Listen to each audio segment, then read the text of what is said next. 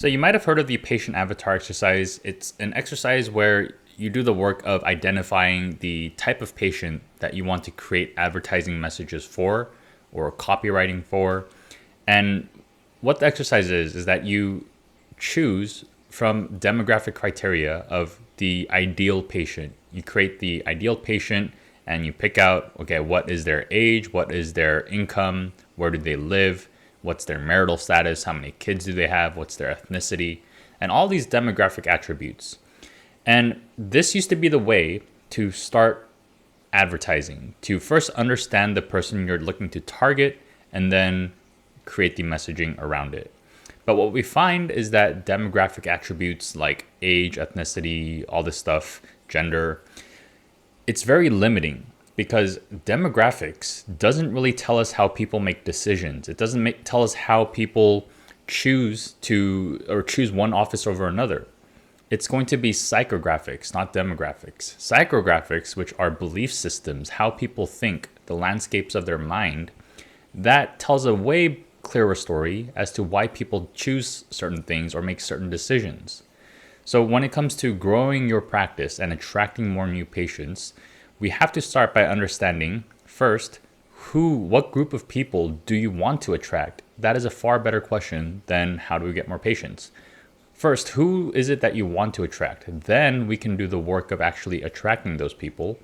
So the first thing we need to do is understand who we want to attract is actually a set of belief systems. So you can rephrase that question to what is the belief system that we want to connect with and attract?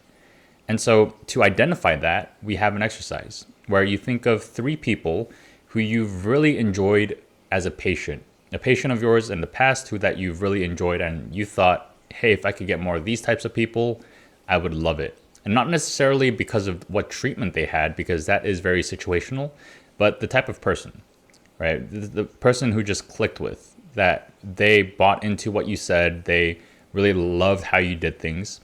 And that is going to be the group that we strive towards, that we seek to connect with, right? When we can be very specific with who we're trying to attract, then we can do the actual work of designing the messaging around your practice, even the website, even the redesign of this office itself in order to better fulfill the wants of the people that you want to attract.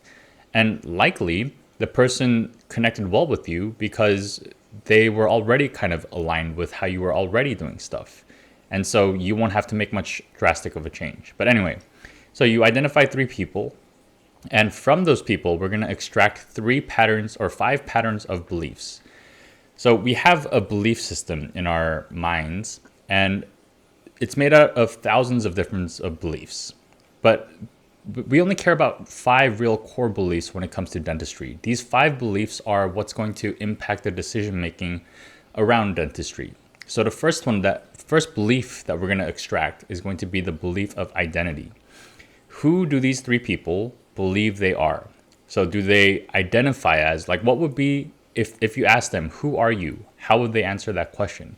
So would they say, I am a very caring parent? Would they say, I'm a very devoted religious follower? Whatever that might be. What is their identity? What do they believe is their identity? That's going to be the first core belief. The second belief is going to be their beliefs around value. If they had to choose between 2 things, what would they choose? What do they prioritize over anything else?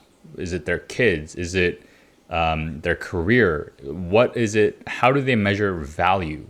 Right? When we understand these things like their identity and their value, then not only can we create very strong messages that cut deep and connect and resonate with these people, we can also start to understand how we can improve the actual practice itself to align with these beliefs so that not only do the people that we want to attract get attracted, but they also enjoy that entire process more and they're more likely to tell other people about it. All right, so identity and then value. The third one is going to be their beliefs on avoidance. What do they believe should be avoided at all costs? What are they afraid of? These are things that are hindering them from experiencing dentistry the way that they could be. And these are these are things that we can figure out ways to remove and improve the experience for them. All right. The fourth thing is going to be their beliefs on cost. What do they believe is a good decision when it comes to financial decisions? How do they spend money, right? Obviously, that's going to impact how you package and display and position how costs are when it comes to dentistry. And finally, their beliefs, the last belief is going to be their beliefs on health/dentistry.